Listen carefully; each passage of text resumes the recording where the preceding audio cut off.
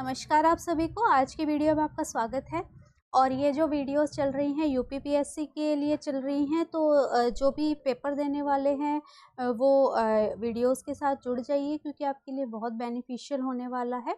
और मैं बता दूं कि इसी चैनल पे मैं आपके लिए जो है नॉन नर्सिंग जो क्वेश्चंस आने वाले हैं वो भी लेके आने वाली हूँ। और जैसे कि मैंने यूपीपीएससी के जो एग्ज़ाम्स है उनको अच्छे से स्टडी किया, तो मैंने देखा है वहाँ पे कि जो उन्होंने नॉन नर्सिंग पूछा हुआ, काफ़ी पेचीदा किस्म का नॉन नर्सिंग पूछा हुआ है।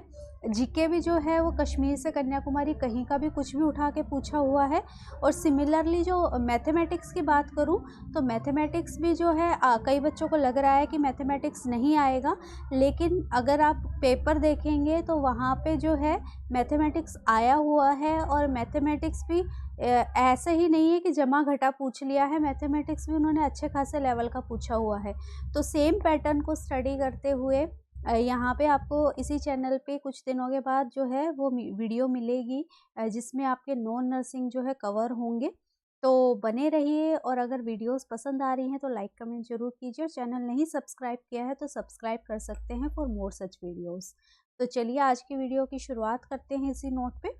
फर्स्ट क्वेश्चन इज, और हो सकता है आपको बैकग्राउंड में कुछ नॉइज सुनाई दे क्योंकि शादियों का सीज़न है तो बाहर बहुत साउंड है, इसलिए मैंने भी जो है ईयरबड पहन के मैं अभी कर रही हूँ ताकि मुझे आवाज़ ना सुनाई दे। और मैं कोशिश किया है कि बैकग्राउंड नॉइज़ को मिनिमाइज़ कर सकूँ, लेकिन अगर थोड़ा बहुत आपको आवाज़ आ भी रही है तो please beer. So first question is, a patient is taking disulfiram therapy and ingested alcohol. Which of the following sign are visible with the reaction that will happen? डाइसल्फिरैन जो होता है, डाइसल्फिरैन जब अल्कोहल छोड़नी होती है पेशेंट को उस कंडीशन में दिया जाता है। डाइसल्फिरैन जो है अल्कोहल छुड़वाता नहीं है। डाइसल्फिरैन, अगर पेशेंट डाइसल्फिरैन के साथ अल्कोहल पी लेता है तो वो इतने गंदे साइन एंड सिम्टम प्रोड्यूस करता है, इतना गंदा तबीयत खराब करता है पेशेंट की कि वो उस चीज़ को सोच के ही छोड़ देता है शराब करना पीना, कि अगर शराब पी ली तो मेरे साथ ये सब कुछ जो है हो सकता है और इवन जान भी जा सकती है। तो जो शराब होती है, अल्कोहल होती है, वो एसिटाल्डिहाइड होता है जिसको कि एसिटिक एसिड में कन्वर्ट करती है, एसिटाइल एसिटिक एसिड में। और ये जो है ये प्लेजरेबल इफेक्ट देता है जो कि शराब पीने से लोगों को आता है। तो जो डाइसल्फिरैम होता है वो इस लेवल पे एक्ट करता है कि वो ये इसको इसमें नहीं टूटने देता। और एसिटाल्डिहाइड जो कि एक क्या कह लीजिए पंजेंट चीज़ है जो कि नहीं अच्छी लगती बॉडी को, इसका लेवल बढ़ता रहता है। जब इसका लेवल बढ़ता है तब वो सिम्टम आते हैं सीवियर वोमिटिंग, डायरिया, हेडेक और जो है पाल्पिटेशंस, ये सारे सिम्टम आते हैं। और इवन जो है डेथ भी रिजल्ट कर सकती है। तो डाइसल्फिरैम उस चीज़ पे एक्ट करता है कि अगर पेशेंट ने डाइसल्फिरैन लेते हुए गलती से शराब पी ली तो उसको इतने बुरे सिम्टम्स आएंगे कि वो सिम्टम्स को पहले ही बता देते हैं कि आपके साथ ये हो सकता है। तो वो सिम्टम्स पे काम करता है। वो सिम्टम होने से पेशेंट को एक नेगेटिव वो हो जाता है कि शराब पीने से मेरे साथ ये हो जाएगा, इस तरीके से वो शराब छोड़ता है। ये डायरेक्टली शराब नहीं छुड़वाती है, इस तरीके से ये शराब छोड़ने में हेल्प करती है कि इतना नेगेट भर देती है, इतना नेगेटिविटी कर देती है, क्योंकि पेशेंट की इतनी तबीयत खराब हो जाती है कि उसे अपनी जान बचानी मुश्किल हो जाती है। ठीक है, तो वो अगली बार जो है अगर डाइसल्फिरैन ले रहा है तो पिएगा ही नहीं। इसीलिए जब डाइसल्फिरैन लेते हैं तो पेशेंट को बोलते हैं कि बस कफ सिरप जिनमें अल्कोहल होती है वो भी नहीं लेना है, क्योंकि वो भी जो है ये अल्कोहल लाइक रिएक्शन बॉडी में कर सकता है। ठीक है, तो यहाँ कौन से सिम्टम्स होंगे? Diarrhoea, vomiting, weight loss, nausea, face and neck flushing, tachycardia and low BP, ये सिम्टम्स प्रेजेंट होंगे। नोजिया होगा, वेट लॉस, यहाँ वेट लॉस एकदम से नहीं हो जाएगा क्योंकि ये तो सिम्टम्स एक्यूट होते हैं, इसलिए हम इस सिम्टम को हटा रहे हैं। डिप्लोपिया, आई में कुछ नहीं होता है, ये नहीं होगा, लेकिन ये सारी चीज़ें यहाँ पे प्रेजेंट हो जाएंगी, तो बी राइट आंसर होगा। और डाइसल्फिरैम हम उन्हीं पेशेंट्स को देते हैं जिनमें इच्छा होती है, स्वेच्छा होती है कि उनको छोड़नी है शराब, क्योंकि उनको हम सारा बता के देते हैं। ठीक है, कि ये रिएक्शन होगा, देख लो अगर आपने इसके साथ शराब पी तो मिनिमम शराब पी जो है वो इतनी सीवियर रिएक्शंस कर सकती है। तो बी राइट आंसर होगा। Next, the term which describe no harm to the patient, कि पेशेंट को कोई हार्म नहीं करना है। Fidelity, non maleficence, beneficence and veracity. इसको नॉन मेलिफिसेंस बोलते हैं कि पेशेंट को कोई हार्म नहीं करना है। बेनिफिसेंस बोलते हैं कि पेशेंट का भला करना है, गुड करना है, doing good to the patient. और नॉन मेलिफिसेंस का है if we are not doing anything good but we are not harming to the patient, ठीक है। और फिडिलिटी और वेरासिटी रहती है। फिडिलिटी रहती है कि हम जो है हमेशा जो हमारे प्रिंसिपल्स हैं उन पे वर्क करेंगे। वेरासिटी रहती है कि always honesty and truth is the major criteria for any ethics. तो यहाँ no harm to the patient, कि पेशेंट को कोई हार्म नहीं हो रहा है, that is non maleficence B. Next, the lymphocytes in viral infection. Lymphocyte viral infection में क्या होता है लिम्फोसाइट्स का? Increase then normal, decrease then normal, no fluctuation and none of the above. यहाँ लिम्फोसाइट अगर वायरल इन्फेक्शन की बात करें तो ये डिक्रीज होते हैं नॉर्मल के मुकाबले। डिक्रीज होने का कारण है क्योंकि प्लाज्मा से सारे जो है वो टिश्यूज़ के अंदर मूव कर जाते हैं, जिसकी वजह से प्लाज्मा में जो है लिम्फोसाइट्स का लेवल कम हो जाता है। तो यहाँ पे लिम्फोसाइटोपिनिया वायरल इन्फेक्शन में प्रेजेंट होता है, तो बी राइट आंसर होगा। Next, which of the following is the cause of atrophic vaginitis. Atrophic vaginitis होता है कि वेजाइना वॉल का थिन हो जाना, इन्फ्लेम्ड हो जाना और ड्राई हो जाना, दैट इज एट्रोपिक वेजाइनाइटिस। और ये जनरली ईस्ट्रोजन की कमी से, ये पोस्ट मेनोपॉजल वुमेन में भी देखने को मिलता है, ईस्ट्रोजन की कमी से ऐसा होता है। तो ए राइट आंसर होगा कि due to the estrogen, lack of estrogen, this atrophic vaginitis हो जाता है, जिसमें कि क्या हो जाता है, मैंने बताया आपको, इन्फ्लामेशन हो जाती है, ड्राई हो जाती है और थिनिंग ऑफ वजाइनल मेम्ब्रेन जो है वो प्रेजेंट होता है। Next, elevated CA-125। CA-125 एक सर्टेन टाइप का प्रोटीन होता है जो कि वेरियस कैंसर्स में एलिवेटेड होता है। तो ये किस किस में? Cancer of bladder, ovary, cervix, pancreas. ये कैंसर ऑफ ओवरी में प्रेजेंट होता है, सर्विक्स में भी होता है लेकिन ओवरी में ज़्यादा अमाउंट में होता है, इसलिए मैं यहाँ पे ओवरी टिक कर रही हूँ। बाकी जो है एडेनोकार्सिनोमा और बहुत सारी चीज़ों में ये प्रेजेंट होता है, लेकिन जो CA ओवरी होता है उसमें ये ज़्यादा मात्रा में पाया जाता है। तो बी राइट आंसर होगा, cancer of ovary. Next, a patient shows sign of hot spot on the leg cast, which of the following indicator recognizes by the nursing officer. Hot spots का मतलब है कि एक पेशेंट को जो है plaster cast लगा हुआ है, उसको जो है प्लास्टर कास्ट के नीचे जो है गर्माहट महसूस हो रही है, वो कह रहा है कि मुझे अलग अलग जगहों पे जो है वार्मथ महसूस हो रही है। इवन आप प्लास्टर कास्ट पे हाथ भी रखेंगे तो अलग अलग जगह पे जो है आपको वार्मथ महसूस होगी। ये किस चीज़ का इंडिकेटर है? A sign of infection, B tightness of cast, C poor perfusion and D limited movement. This is sign of infection. इसका मतलब है कि कोई पस बन गया है, प्यूरलेंट डिस्चार्ज है वहाँ पे, जिसकी वजह से जो है ये हो रहा है। तो A sign of infection is the right answer. Next, diet that is indicated for the patient receiving anticoagulant और वारफेरिन थेरेपी। ठीक है, वारफेरिन थेरेपी जो एक ओरल एंटीकोएगुलेंट होता है, उसके लिए जो है कौन सी डाइट इंडिकेटेड होती है? अब हम एंटीकोएगुलेंट ले रहे हैं तो हमें ऐसी डाइट लेनी है जिसमें कोएगुलेंट कम प्रेजेंट हो। अगर ज़्यादा कोएगुलेंट वाली डाइट ले लेंगे, ज़्यादा क्लॉटिंग फैक्टर वाली डाइट ले लेंगे तो जो इसका एक्शन है वो क्या नहीं है, प्रॉपर नहीं हो पाएगा। तो देखिए, हाई पोटेशियम, हाई विटामिन के, high carbohydrate and low vitamin के। यहाँ पे हम लो विटामिन के डाइट लेंगे क्योंकि विटामिन के भी जो है जो हमारा एक एज अ क्लॉटिंग फैक्टर बनाने में हेल्प करती है। तो विटामिन के हमारा जो क्लॉटिंग मैकेनिज्म होता है उसका एक पार्ट होता है, तो उसको लो डाइट देनी पड़ेगी जब हम एंटीकोएगुलेंट थेरेपी पेशेंट को दे रहे हैं। तो डी राइट आंसर होगा। Next, which of the following is related with health in sustainable development goal. Government ने कुछ सस्टेनेबल डेवलपमेंट गोल दिए हैं कि जो गोल्स हमें जो है अचीव करने हैं उसमें जो हेल्थ और हेल्थ रिलेटेड जो इंडिकेटर्स हैं वो सस्टेनेबल डेवलपमेंटल गोल में गोल नंबर 3 पे आता है। ये कुछ 13 या 14 गोल जो हैं गवर्नमेंट ने as a sustainable development goals दिए हैं, और जो थर्ड है वो हेल्थ और हेल्थ रिलेटेड फैक्टर्स कंप्राइज करता है। तो बी राइट आंसर होगा। Next purse lip breathing assist in. Purse lip breathing, जब लिप्स को बिल्कुल क्लोज करके सील करके हल्का सा जो लिप्स होते हैं उससे पेशेंट को बोलते हैं कि उससे एक्सहेल करना है आपको, उसका पर्स लिप ब्रीदिंग का क्या पर्पस होता है।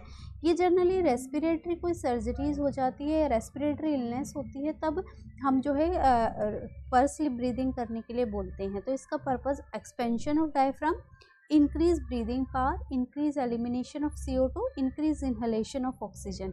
यहाँ पे कार्बन डाइऑक्साइड के एलिमिनेशन में हेल्प करती है। तो किसी भी कंडीशन में जब कार्बन डाइऑक्साइड एक्यूमुलेशन हो जाता है बॉडी में, उस कंडीशन में हम पेशेंट को बोलते हैं कि आपको पर्स लिप ब्रीदिंग जो है वो परफॉर्म करना है। तो सी राइट आंसर है। Next, Florence Nightingale was born on, 12 मई को हुई थी। 12 मई को हम as a nurses day celebrate करते हैं। तो 12 मई 1820 को जो है फ्लोरेंस नाइटिंगेल का बर्थ हुआ था। C. Next, the drug that cause expulsion और of gas from the intestinal tract, जो फ्लैटस को पास कराती है फ्रॉम द इंटेस्टाइनल ट्रैक्ट, उन ड्रग्स को क्या बोलते हैं? Carminative, cathartics, emetics and astringent. यहाँ पे जो पास कराती है उसको कार्मिनेटिव्स बोलते हैं। कैथार्टिक्स होती हैं जो कि स्टूल पास कराने में हेल्प करते हैं। एमेटिक्स होते हैं जो कि वॉमिटिंग कराने में हेल्प करते हैं। एस्ट्रिंजेंट होते हैं जहाँ पे एकदम से ब्लीडिंग वगैरह हो गई है उसको कंस्ट्रिक्ट करने का काम करते हैं, तो वो एस्ट्रिंजेंट की तरह यूज़ करते हैं। यहाँ फ्लैटुलेंस या गैस एक्सपेल के लिए हम कार्मिनेटिव्स यूज़ करते हैं। A. Next, the normal weight gain during pregnancy. Pregnancy को हम 3 ट्राइमेस्टर में डिवाइड करते हैं, first, second and third trimester. यह normal weight gain person to person vary कर सकता है, लेकिन जो WHO के अकॉर्डिंग है ये टोटल 11 किलो कम से कम गेन होना चाहिए, जिसमें फर्स्ट ट्राइमेस्टर में 1 और दोनों ट्राइमेस्टर्स में 5-5 किलो जो है वेट गेन होना चाहिए। तो डी राइट आंसर होगा 11 kg। Next, the multigravida mother feels first fetal movement quickening at how many weeks of gestation? ये हर इंसान में अलग हो सकता है, लेकिन किताबें जो कहती हैं कि अगर मल्टी ग्रेविडा है तो फर्स्ट मूवमेंट जिसको हम क्विकनिंग कहते हैं वो कब फील हो जाती है? 16 week, 20, 24 and 12। It feels at 16th week जो फर्स्ट फीटल मूवमेंट है वो मल्टी में, और जो प्राइमरी ग्रेविडा होती है उसमें ये 20 वीक्स के अराउंड जो है फील होती है। तो यहाँ मल्टी पूछा गया है तो A is the right answer है। Next, elevated serum creatinine and burn are indicative feature of which disease? Elevated serum creatinine और blood urea nitrogen किसका फीचर है? Diabetes mellitus, chronic renal failure, anaemia and obstructive uropathy. ये जो है जब हमारी kidney tubules जो हैं वेस्ट को एक्सक्रीट नहीं कर पाते, उस केस में हमारी बॉडी में ब्लड यूरिया नाइट्रोजन और क्रिएटिनिन का लेवल बढ़ जाता है, और ये क्रोनिक रीनल फेलियर को इंडिकेट करते हैं। B. Next, pap smear is done to test which disease? Pap smear करते हैं किस कंडीशन में? Uterine prolapse, uterine fibroid, breast cancer and cervical cancer. This is use to detect cervical cancer. ये इस तरीके का जो है हड्डी जैसी शेप का स्पैचुला होता है जिसको आयरेज स्पैचुला बोलते हैं। तो ये यहाँ पे यूज़ होता है जो सर्विक्स है वहाँ से सैंपल कलेक्ट करने के लिए। और ये पेशेंट्स जिनमें जो है सेक्सुअली ट्रांसमिटेड डिजीज़ या क्लेमाइडल इन्फेक्शन ज़्यादा होता है उनमें सर्वाइकल कैंसर का खतरा ज़्यादा होता है, और उन पेशेंट्स को बोलते हैं कि आप हर साल जो है एक पैप स्मीयर करा के देख लीजिए for early detection of cervical cancer. और इस तरीके से एक दूसरा क्वेश्चन भी यहाँ पे फॉर्म होता है कि जब हम पैप स्मीयर करते हैं तो वो कौन से लेवल की प्रिवेंशन है? This is level secondary prevention, क्योंकि यहाँ पे हम क्या करना चाह रहे हैं? डायग्नोसिस कर रहे हैं, अर्ली डायग्नोसिस एंड ट्रीटमेंट। तो ये डी राइट आंसर रहेगा, cervical cancer. Next, in which patient methyl ergometrine is contraindicated? Methyl ergometrine जो है आफ्टर डिलीवरी ब्लीडिंग कंट्रोल करने के लिए दिया जाता है। ये एक एर्गोट डेरिवेटिव होता है। और ये ब्लीडिंग को कंट्रोल करने का काम करता है, लेकिन ये कुछ कंडीशंस में कॉन्ट्राइंडिकेटेड होता है। ब्लीडिंग को कंट्रोल कैसे करता है? यूट्राइन कॉन्ट्रैक्शन को बढ़ा देता है ताकि कोई भी रिटेन्ड प्रोडक्ट यूट्रस से निकल जाए। तो यहाँ ये heart disease, lung disease, liver and kidney, ये हार्ट डिजीज़ अगर पेशेंट को है तो कॉन्ट्राइंडिकेटेड होता है क्योंकि ये कार्डियक ओवरलोड को बढ़ा देता है। तो ए राइट आंसर होगा। Next, what does infertility mean? Infertility का क्या मतलब है? Failure to conceive, uterine fibroid, pregnancy at 8 weeks and conceive. Infertility का मतलब होता है failure to conceive. Infertility can be of two type, primary and secondary. Primary का मतलब है कि पहले एक भी बच्चा कंसीव नहीं हो रहा है, और सेकेंडरी का मतलब है कि एक बच्चा तो कंसीव हो गया लेकिन अब दूसरा बच्चा कंसीव होने में जो है प्रॉब्लम आ रही है, तो वो होता है सेकेंडरी इनफर्टिलिटी। एंड प्राइमरी कि अभी एक भी बच्चा जो है मदर का नहीं है, तो ये जो है ए रहता है, failure to conceive.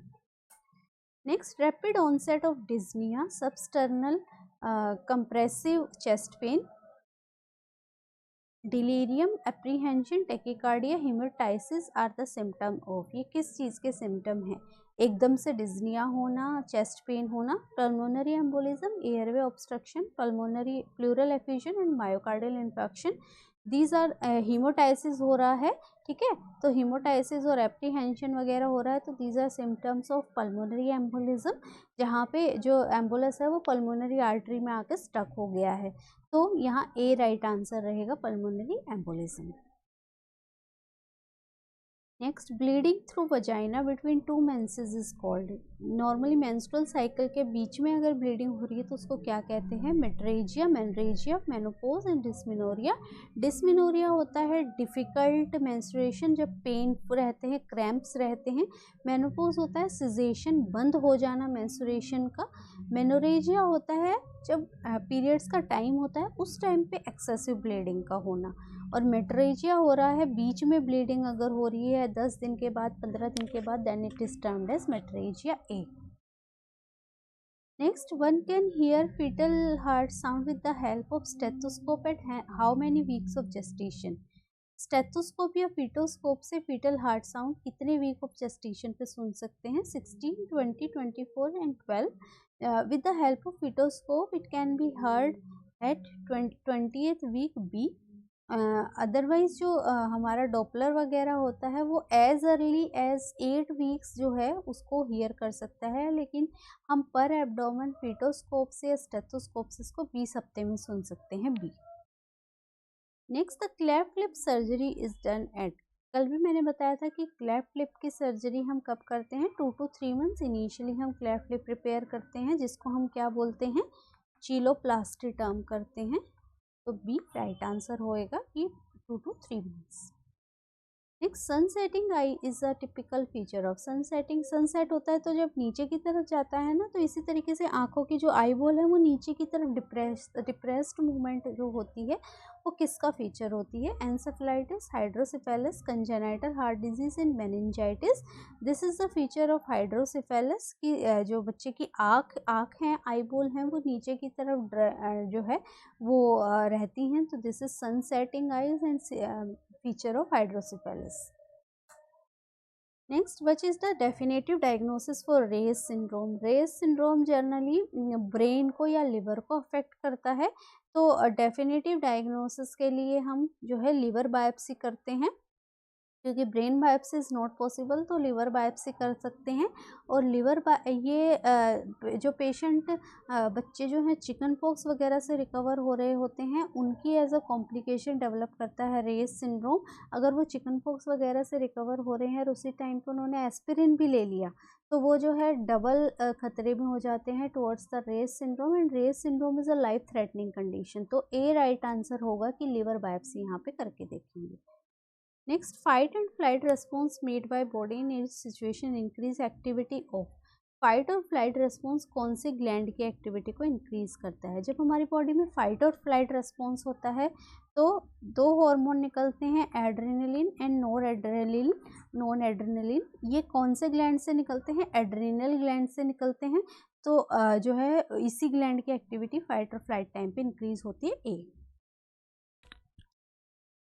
Next, which of the following is not a component of kangaroo mother care. Kangaroo mother care generally हम लो बर्थ वेट बेबीज जो होते हैं ना उनमें करते हैं। लो बर्थ वेट बेबी हम किनको बोलते हैं? नॉर्मल बर्थ वेट रहता है 2.5 से 3 kg।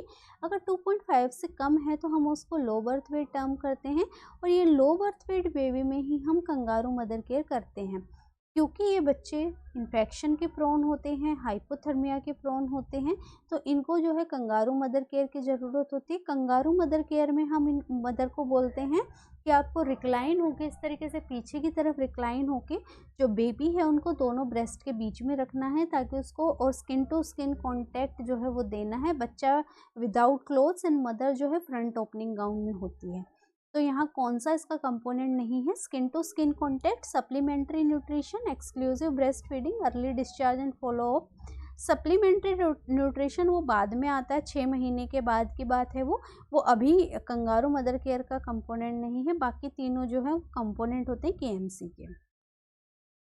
Next, which of the following virus cause post transfusion hepatitis. मैंने बताया था कल भी कि ट्रांसफ्यूजन जो है ब्लड ट्रांसफ्यूजन के टाइम हेपेटाइटिस सी होता है। ए और ई होता है हमारा फीको ओरल रूट से, और हेपेटाइटिस बी होता है हमारा पेरेंटल रूट से। ठीक है, तो C is the right answer. Next, pap smear test अभी हमने बात की थी, किसको डिटेक्ट करने के लिए होता है? Cervical cancer C. Next, feeding a child with choanal atresia can cause. Choanal atresia क्या होता है? जब हमारे अगर नेज़ल कैविटी की बात करूं तो ये जो नेज़ल कैविटी है किस में ड्रेन करती है? नेज़ोफेरेंक्स में ड्रेन करती है। ठीक है, और नेज़ोफेरेंक्स के बाद होता है हमारा ओरोफेरेंक्स। फेरेंक्स के 3 पार्ट है ना, तो उसके बाद होता है हमारा लैरेंजोफेरेंक्स। तो ये जो है फेरेंक्स में ड्रेन करती है। यहाँ पे कोएनए प्रेजेंट होते हैं, ये इनमें ये बंद होता है यहाँ से। ठीक है, तो अब बच्चा सांस नहीं ले पाता, सांस नहीं ले पाता तो क्या करता है? मुंह से सांस लेता है। अब जब बच्चे को फीड करने लग जाते हैं तो वो मुंह से सांस नहीं ले पा रहा है, नाक से सांस नहीं ले पा रहा, और मुंह में हमने फीड भर दिया है, तो वो क्या करेगा? चोक करेगा उस चीज़ को। तो यही फीचर जो है शुरू में प्रेजेंट होगा कि चोक करेगा बच्चा फीड को, जो कि कोएनल एट्रेजिया में प्रेजेंट होता है। तो ए राइट आंसर होगा। Next, name the causative organism responsible for rheumatic fever. Rheumatic fever हो गया या फिर ग्लोमेरुलोनेफ्राइटिस हो गया, इनका पॉजिटिव एजेंट कौन होता है? Group A beta haemolytic Streptococcus. बहुत ही छोटी चीज़ से शुरू होता है, किससे? सोर थ्रोट से शुरू होता है, और ये जनरली बच्चों में होता है कि सोर थ्रोट अगर हो रहा है और इससे हो रहा है, तो ये अगर नॉन ट्रीटेबल रह जाता है तो ये जो है किडनीज़ को या फिर हार्ट को अफेक्ट कर सकता है। रूमेटिक फीवर या ग्लोमेरुलोनेफ्राइटिस कॉज कर सकता है, तो सी राइट आंसर होगा। Next, identify the incorrect statement about related to Mongolian spot in the newborn baby. Newborn baby में जो है कमर पे पैचेस प्रेजेंट होते हैं, डिस्कलरेशन प्रेजेंट होती है, तो उसके बारे में इनकरेक्ट स्टेटमेंट क्या है? Disappear in about a year. कई बार डिसअपियर हो जाते हैं, कई बार नहीं भी होते हैं। ठीक है, तो ये करेक्ट स्टेटमेंट है कि कुछ कभी कभार हो जाता है ऐसा। ठीक है, इंडिकेटिव ऑफ पेरेंट्रल अब्यूज, ये गलत स्टेटमेंट है कि पेरेंट्रल अब्यूज कुछ हुआ है उसकी वजह से ये हो रही है। ये बर्थ मार्ग इनको कह सकते हैं, तो this is unrelated to any abuse, तो बी राइट आंसर होगा। Next, all stages of rashes are seen simultaneously. All stages of rashes का क्या मतलब है? Macula, macule, papule, vesicle, pustule, ये सारे जो हैं सारी एक ही जगह पे प्रेजेंट होती हैं। मतलब अगर एक एरिया की बात करें वहाँ आपको मैक्यूल भी दिख जाएंगे, पेप्यूल भी दिख जाएंगे, वेसिकल भी दिख जाएंगे। तो ये किस में होता है? चिकन पॉक्स का कैरेक्टरिस्टिक फीचर होता है, डी राइट आंसर होगा। Next, a newborn is presented with bloated abdomen shortly after birth with passing of less meconium. एक बच्चा है, बर्थ के बाद जो है पेट फूला हुआ है, म्यूकोनियम या तो पास ही नहीं कर रहा है, बहुत कम कर रहा है, और जो है बायोप्सी की गई रेक्टम की, तो कौन सी फाइंडिंग सबसे ज़्यादा प्रेजेंट हो सकती है? कल हमने बात किया था अगर 24 घंटे के अंदर बच्चा स्टूल नहीं पास कर रहा है तो ये क्या हो सकता है? हर्श स्प्रंग डिजीज हो सकती है, जो कि लैक ऑफ गैंग्लियोनिक सेल्स की वजह से होती है, तो बी राइट आंसर होगा।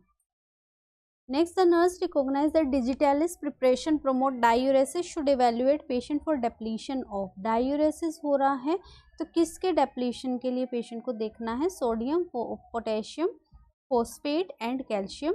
अगर पूरा बॉडी से पानी निकल रहा है तो उसके साथ जो है पोटेशियम की डेप्लीशन के लिए हमें पेशेंट को देखना होगा कि potassium will also deplete along with the fluid, तो बी राइट आंसर होगा।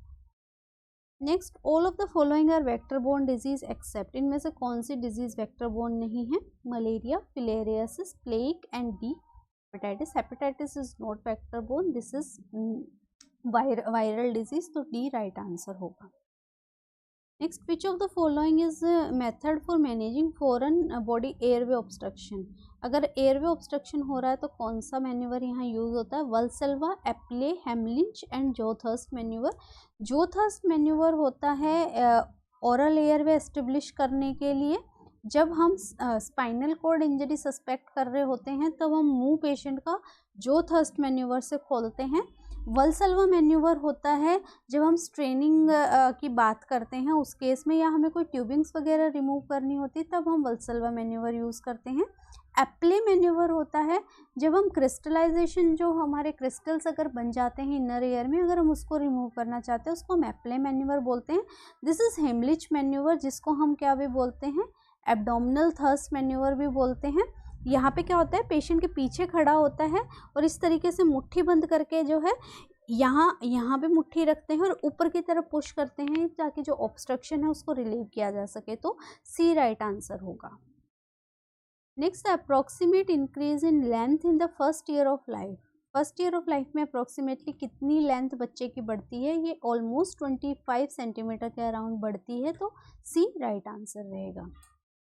So this was all about for today. I hope आपको वीडियो अच्छी लगी हो, और अगर आपको पसंद आई तो लाइक कमेंट जरूर कीजिए। चैनल नहीं सब्सक्राइब किया है तो सब्सक्राइब कर सकते हैं for more videos. Thank you.